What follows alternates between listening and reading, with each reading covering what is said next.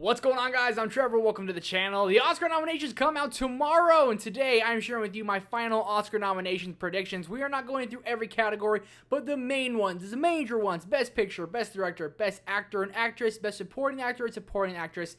6 categories. I'm going to give you my predictions for who I think will be nominated. Let me know your picks down below in the comment section, and make sure to come back tomorrow because we'll have a reaction to the Oscar nominees. It's going to be a fun video. Looking forward to covering Oscar this season. Hit the subscribe button, notification bell, and let's hop into this, starting with Best Supporting Actor. And for Best Supporting Actor, first up, I'm going to have Robert De Niro for Killers of the Flower Moon. I think this is pretty much a given at this point. He got snubbed for The Irishman all those years ago. He was fantastic in Killers. I'm putting him in there.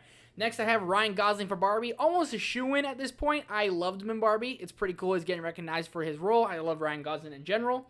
Going Robert Downey Jr. for Oppenheimer, looking like the front runner to win, and probably should. He's easily the best supporting actor performance of the year. One of my personal favorites that I'm including on this list, I'm including favorites, not just who I think's going to win, Dominic Sessa from The Holdovers. I love The Holdovers. The more I think about it, the more I love it. And Dominic Sessa, for his first performance, I would love to see this guy get nominated. I cannot wait to see what he does next.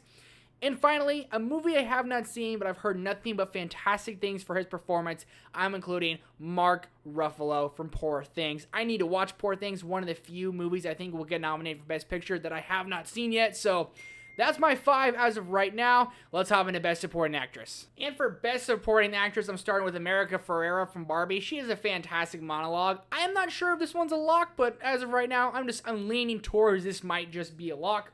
I'm having Emily Blunt for Oppenheimer. When I saw this movie, I thought Emily Blunt should win this award. She's unbelievable, and especially the ending when she has like the whole like back and forth with the attorneys. Man, it's so good. Hopefully she gets nominated. Most likely will. Going with Davine Joy Randolph from The Holdovers. I'm sorry. I think she's going to win. She's fantastic. Just so subtle in her performance, and the way she makes you care about these characters. Oh, she's so good.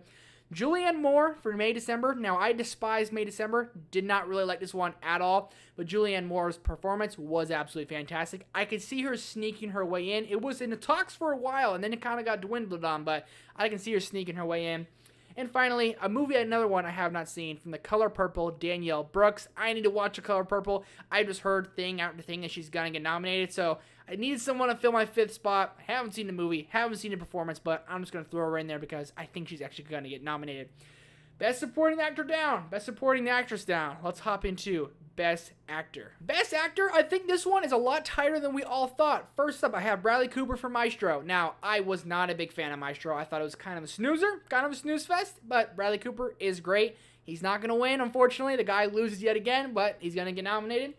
Barry Keoghan, Saltburn. Now, this one is one that I want. It's not going to happen, but I love Saltburn, and he was great. He's dancing naked at the end. Shout out the confidence, because buck-ass nude. But Barry Keoghan for Saltburn, Bradley Cooper for Maestro. These top 3, these ones I'm almost guaranteeing. The bottom 2, maybe not. The top 3, I'm almost guaranteeing are going in. Leonardo DiCaprio for Killers of the Flower Moon. Subtly great. One of the best performances he's probably given, because he just plays this guy who's so oblivious to the world around him, and he plays a dirtbag so well. This is where it gets tough. Cillian Murphy for Oppenheimer. I wanted this guy to win all along. He's getting nominated, and he very well might win. But the one person I think could beat him, and I'm kind of hoping does, Paul Giamatti for The Holdovers. From seeing Paul Giamatti in Big Fat Liar to him getting an Oscar nominee, that would be amazing. These top 3, I am 1,000% certain. Put your money on, they will 100% get nominated. 1,000% be nominated. The other 2, a little iffy on. Thinking maybe Bradley, but definitely maybe not Barry. But we'll see. We'll see. Best Actor down. Let's go to Best Actress. And for Best Actress, Lily Gladstone for Killers of the Flower Moon. Now, I think everyone thought she was going to win, and she still might. She still very well might.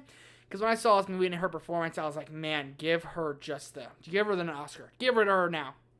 But then, all of a sudden, Emma Stone from Poor Things started coming around, and she started winning all the awards, and it's looking like Emma Stone's the front runner, and you have to have Emma Stone on this list for Poor Things. Then we have Margot Robbie for Barbie. Just, it's a phenomenon. This movie did so well, and Margot Robbie is a big reason behind that. I love Margot Robbie. I love what she stands for. I love how she's always fighting for what's right, and she so deserves it. So deserves it. I'm going with Carey Mulligan from Maestro. Now, her performance was great. Again, I was not the biggest fan of Maestro, but Carey Mulligan was great. I thought she could win. Not anymore, but I thought she could, and she still might. She still might. Hold out hope. Let's hold out hope. And finally, Sandra Hüller from Anatomy of the Fall. Now, subtle performance. I was not in love with this movie, but nonetheless, she was great in it, and it's looking like she might even come in to win, which would be absolutely bizarre. 4 categories down, 2 to go. Let's hop into Best Director. First and foremost, Martin Scorsese. He's going to get the nominee. Killers of the Flower Moon, I believe, will win 0 Oscars, but will be nominated for 8 or more. That's my thought. That's my theory. That's my thought process, okay? Martin Scorsese, arguably the GOAT, one might call him. You're going to have him on there. Bradley Cooper for Maestro. Now, this one I'm not too sure on, but I'm including Bradley for me because I love Bradley. I like what he did with this movie. I was not into this movie, I guess, like I thought it was. I might need to rewatch it. I just wasn't into it as much as I thought it was actually going to be. But his direction, especially that scene towards the end, it's kind of nasty how good it was. Greta Gerwig for Barbie. Again, this movie, it just broke boundaries, broke barriers. The highest grossing female-directed movie. I want Greta to get nominated. She needs to get nominated. Just what she did with this movie, nothing short of spectacular. Yorgo Lanthimos for Poor Things. Hopefully I pronounced it right. Probably absolutely butchered it. That's fine. For Poor Things. I need to watch Poor Things. It's on my most immediate watch list. So once I watch it, I'll check it out. We'll see how I feel about the movie. But apparently his movie and him will definitely be getting nominated. But the one man who's probably going to win, Christopher Nolan for Oppenheimer. And rightfully so. I think it's about time this guy won. I loved Oppenheimer. His direction in this movie is flawless. It's one of his best directed movies. Christopher Nolan's a shoo-in. I think of these 5, only 3 are shoo-ins. I think it's Nolan, Yorgo, and Martin Scorsese. The other 2 might miss out. We'll see tomorrow.